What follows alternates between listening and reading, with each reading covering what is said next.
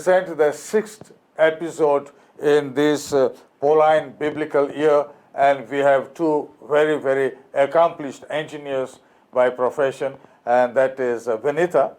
Vinita, welcome, and Karl also, both engineers in their own right, and one a professor in engineering college who gave up her professorship and dedicated to a new mission for Christ. Welcome, Vinita, and welcome, Karl. Thank you so much for having us. I see both of you very young in heart, in spirit, in mind, and you have been blessed with 3 children as of now. Yes. And I was quite touched when Vinita shared with me to say that she was a professor in the engineering college, and you gave up such a beautiful job that you had. Did at that time when you gave up your job, did Karl agree to it? Actually, Karl has never insisted or, that I should be staying at home or I should be working. So it all happened like this. When our first baby was born, I felt the Lord saying to me, give up your job, be a stay-at-home mom. It was a very, very difficult decision for me to take because, I was very career-minded and ambitious, and I had a very lucrative profession. I was very satisfied with my work and it was paying me well. But I remember he was at work that day, and I gave him a call and I said, the Lord is asking me to give up my job. And he didn't want to be very impulsive, but he said, I've always wished that you'd stay at home for our children, but I don't want to force you, whatever the Lord is asking you to do. And that was just a confirmation, though it was a very, very difficult decision, that was just a confirmation that I should take this step. Karl, what exactly made you to say yes to Vinita? Well, we've always been taught that, men have certain roles and women have certain roles. And for a, Catholic woman, the primary roles are those of nurturer and life giver. So it made total sense to me when she asked me that, because there is no point of her, traveling to Fatarda every day, spending 3 hours only in travel, leaving the house at 7 in the morning, coming back at 7 at night or 8 at night. And then who's going to be there for our kids, so that was why I was, in one mind with her when she decided to take the step, and something that I fully support. And I think even now when I look back at it, it's the best decision that she has taken for our family by far. Yeah, but you continue in your own profession. Yes. Did you change your professions, or you were an engineer? Yes. Yeah. Can you tell us about? I'm a software engineer. I work with a company in Denmark, but the company lets me work from where I am. So I've been working from home for a long time, even before this coronavirus pandemic and all of this. So I've been able to support her like a lot. We kind of share the responsibility of parenting. Like, it's not all her, with the children. So that's something that I try to help her with as much as I can. But the Lord has blessed us for this decision that we've taken. Like, we firmly believe that, because after that, I have got promotions and increases. You have been blessed by God. Yes, I've been blessed by God. So that is all confirmation for us that the step she took at that time was the right decision. So you started working as individuals per se in the beginning, Yes. And later on, I understand you joined the MFC. Can you tell us about this MFC? Okay, the MFC is the Missionary Families of Christ. It's a movement which was formerly known as CFC, Couples for Christ. So we were members of the Singles for Christ, the singles unit of this movement before we got married. And, so you met there? No, actually, we were college sweethearts. Okay. And then together we made a decision to join the singles. And then, of course, we automatically got inducted into the Couples for Christ. Then it was known as Couples for Christ. So you were more or less on the same wavelength, which maybe made it easier for you to take up these MFC's programs. Very much, yes. I mean, we were both. We knew what we wanted in our our walk in faith, And in fact, that's what even I would say drew me Drew to us him. closer to it. Yeah. Yeah, because when we met at the age of around 16, 17, at that age itself, the conversations that we would have were so faith-filled, so spirit-filled. Yeah, basically mentally you were compatible Right, Yes. absolutely. to take up this work for Jesus. Absolutely, yes. Yeah. It was very rare to find a 16 and 17 You're year lucky, I old. must say. Blessed, blessed. I Okay. wouldn't say lucky. God Okay. has, Yes. put him in my life. Yes, yes. I would say the same about her as well. I honor her because she is also, like, when we were young and we were dating, she was very, very active in her parish. Like, like she said, And you never objected No. to her devoting so much time for that part of work. no, I never. Because I think it's the Lord's work and, you can't do too much of that. So she was always playing, in church, Don Bosco, in her own parish. And that was something that really touched me as well because I knew that, she was a godly woman even at that time. So I think, being in the movement together and being in Singles for Christ together, exactly like you said, it puts the two of us on the same wavelength. And that really drew us a lot closer together, I think, as well. And there's also, I think, another dimension.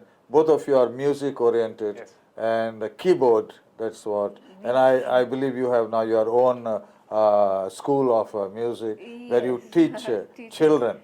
Yeah, I mean, that too, I want to, give glory to God because, when I took the step of leaving my job and leaving a fat salary behind, the Lord had already gone ahead and prepared me for this in the sense, my parents have always brought me up, especially my mom has always brought me up as a family oriented person. Like, she saw that mother in me in the future.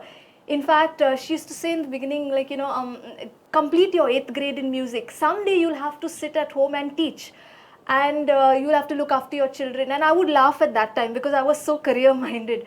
But I really honor her now for insisting that I completed my 8th grade. Because now, when I left my job as a professor, I could, now I teach for just about 2 hours a day in the evenings, 2 to 2.5 hours a day. But it goes a long way in supplementing our family income because, things are expensive. Yeah, it is necessary. Definitely. And with a big family, a family of 5, it's necessary. Besides that, it gives me a little bit of, diversion and change in my schedule rather than, being all the time with family, home routine. So I thank my mother for insisting that I do this, and I mean, we wish to bring up our girls also in the same line, like, Yeah. Normally, people, even Catholic couples, opt for one or max maybe two, but you opted for 3. That's a long story. Would you like to share that story? You can maybe start it, you tell it better.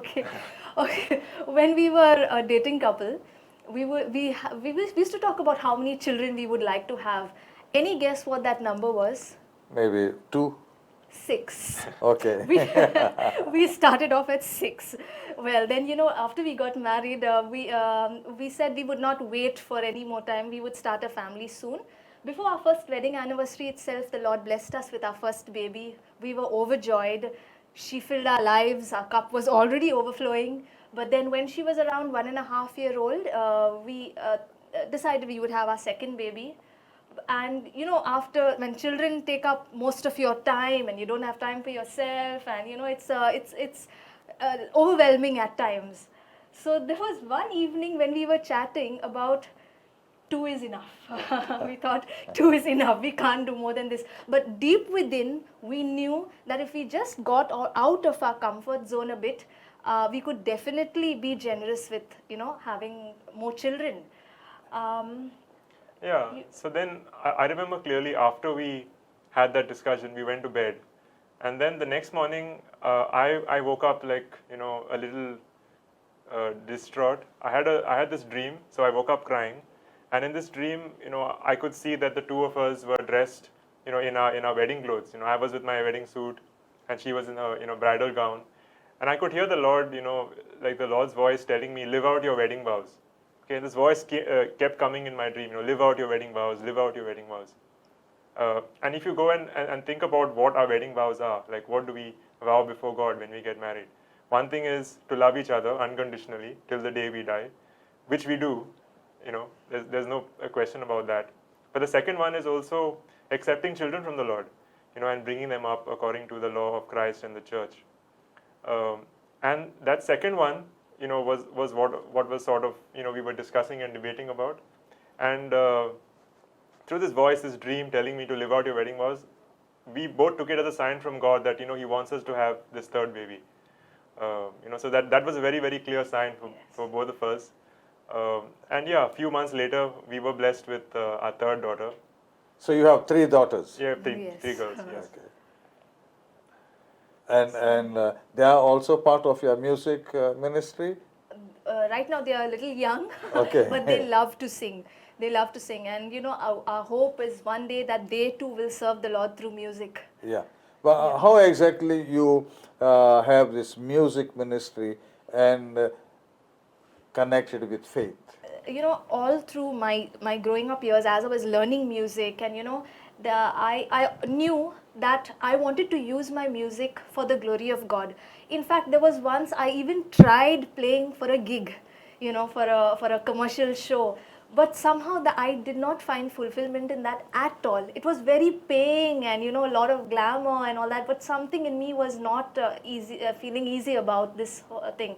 And every time I played for mass or I played for a praise and worship, I was taken to a complete different high, So I knew that was my calling in music. So your music is basically praise and worship. Very much. Now, even with my music students, Yeah. every student that comes to me, I believe that, they're not with me learning music by chance. The Lord has brought them to me.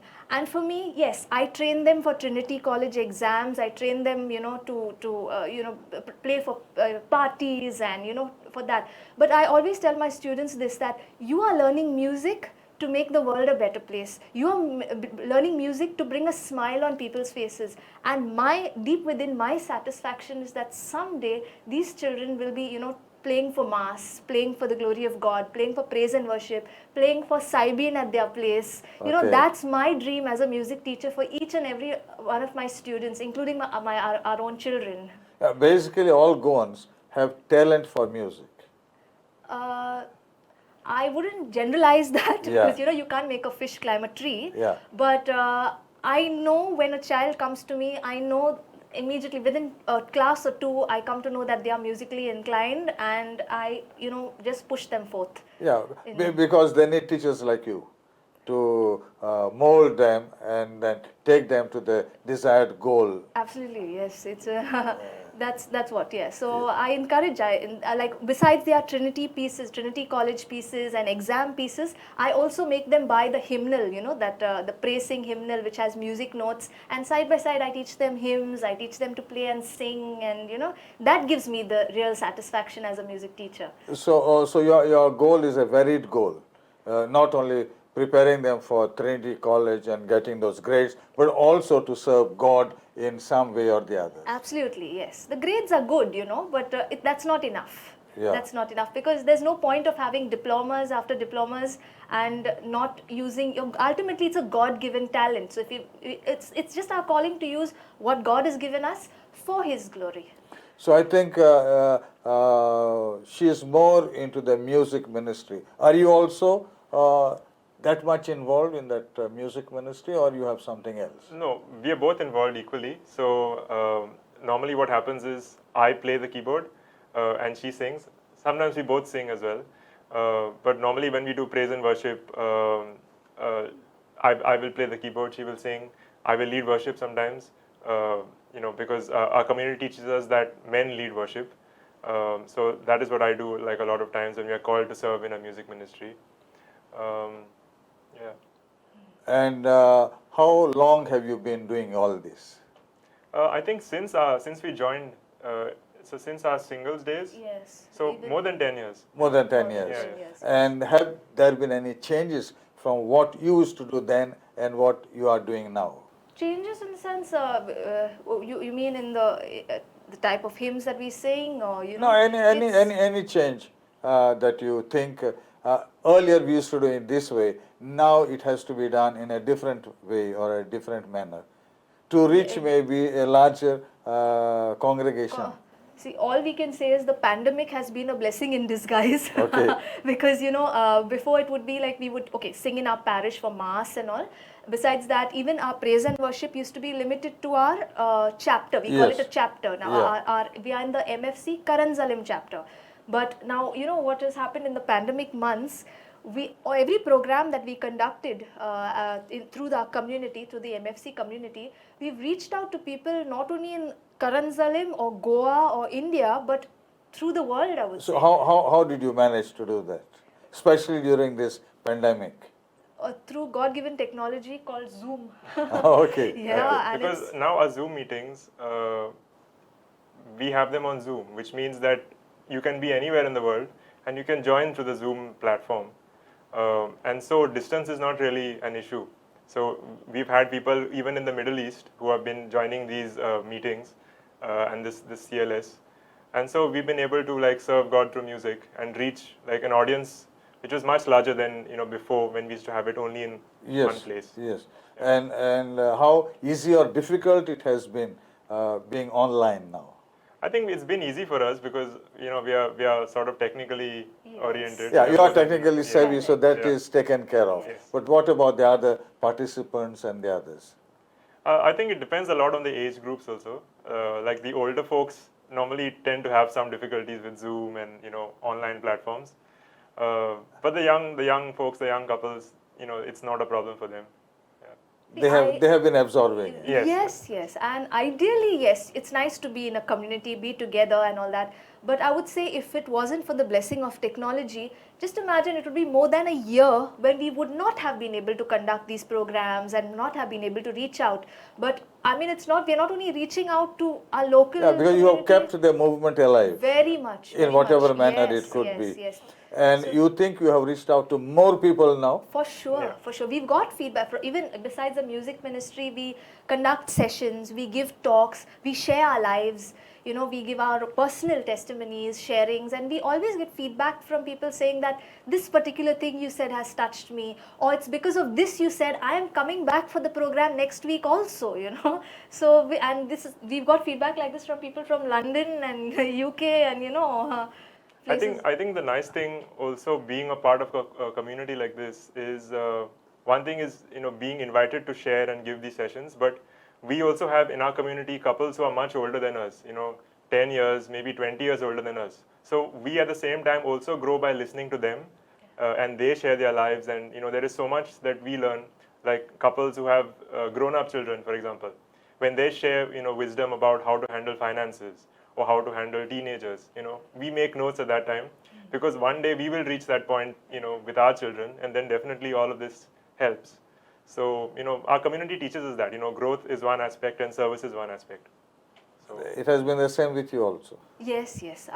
This community has been a blessing to us in both ways, what we gain from it and what we can give. So it's a two-way traffic. Very Yes, much, very very much. much. Yeah. If we sit down there and say, oh, what am I getting? What am I getting from it? You'll feel incomplete. But if it's like, oh, I'm getting so much from it and I'm getting an opportunity to give so much, it makes it complete. Like, Yeah, and did you organize any very big program, like we have sometimes 40, 80, 100 people participating all together? Pre-pandemic, we've been organizing small programs of this sort, but it was during the pandemic, annually we conduct this program called the CLS, okay, the Christian Life Seminar, where we open up our talks and sessions for everybody. Everybody is not only limited to the community, anybody can join in. So the pandemic time, when we could open up, through Zoom, we had around 150 participants, participating in this, the biggest number that our CLS program has ever seen. So really thank and praise God for technology. Yeah, and the biggest program, like you said, 150 or 160, Yes. it's what's the duration of the program? This is a week after week a seminar of spanning around 2.5 months, approximately like 12 weeks, Yes. 10 to 12 weeks every Sunday. Every Sunday we used to have it in the evening, and for a duration of about 1.5 hours. So it's a fixed program. That 1.5 hours is a fixed program. We would start with praise and worship, singing hymns and some prayers. Then we would move on to the session and the talk and some testimonies and sharings. And the last part is called the group discussion, wherein the participants of the program are grouped into small groups where they discuss the program and how they can take forth these teachings into their day-to-day lives. And your movement is a worldwide movement. That's right. How have you profited from this, being a worldwide? Yeah, I think because it is a worldwide movement and it's a very old movement, we are quite blessed in that sense to have, like I was saying earlier, like a lot of couples who are much more senior to us. We have very senior couples in Bangalore, all over Goa. And we are always, as part of the community, we are receiving teachings. Other couples sharing their own lives, so that inspires us a lot as well. And we also have a spiritual guide who is the priest, who's a priest. So we know that we are getting this guidance from the church too. The church is always backing the MFC movement. We always have that support from the church, whether it's a parish or even the archdiocese. And prior to the pandemic, you have been having an all India sort of an outlook. Yes. Where have you been? Just before, in fact, a year before the pandemic, I would say, we went for it was called a young couples conference, which happened at Bangalore. We couldn't do too much in as a couple in mission and going out, but there are a lot of couples who do that. That's because, of course, right from the time we got married, it has been either pregnancies or infancy, which has been keeping us back. But someday soon, maybe post-pandemic, when our children are a little older, we really have this desire of taking them and going to missions, to evangelize and to spread the gospel as a family. We want to work as a family. That's important. Yeah, That's very important. yes. How have you been managing time with all this on your head? I think it's a question of priorities also. Like certain things for us, like we are of the same mind that certain things are not negotiable. Like for example, your reading of scripture every day, personal prayer time, that you cannot negotiate with. So we fix a time for that every day, both of us separately, and then of course we make time also for rosary. Like that is one thing that we do not miss. Every day. Yeah. Very few times in a week we will miss it. Otherwise, it's almost every day we have a family rosary, and like this, like we were talking earlier about the pandemic. For us, it has actually been a blessing in disguise because we've been able to have to participate in mass via the TV and via YouTube, and because of that, our children have been able to sit down in one place, participate in the mass. And now our 7-year-old, for example, she understands every part of the mass. She knows like the readings, she knows when she has to stand, when she has to kneel, and even our younger ones, even though they're not like fully looking and participating in the mass, they know that mass is going on, we need to be quiet, so it's been a real blessing because we've been able to truly like teach them what is the meaning of the Eucharist. I would say that you are an adjustable couple for the needs of the time. Yeah, we have to be. But one thing what we keep in mind is like our prayer time has to be with the children. We don't keep them aside and say, okay, now you all do your thing while we are going to pray.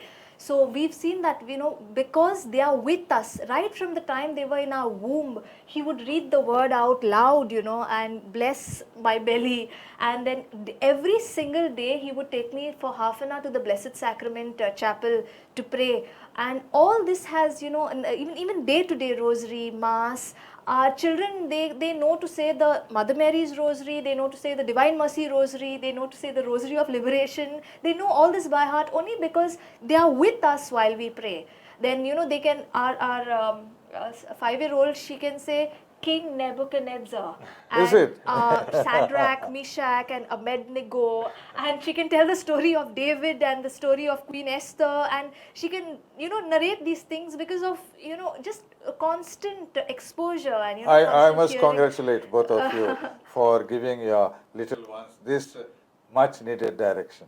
This is what we need to fill in the void, especially during the new days that are coming now. Very true, yeah. We are blessed to have both of you. I would say that's God who has brought you here and all of us together.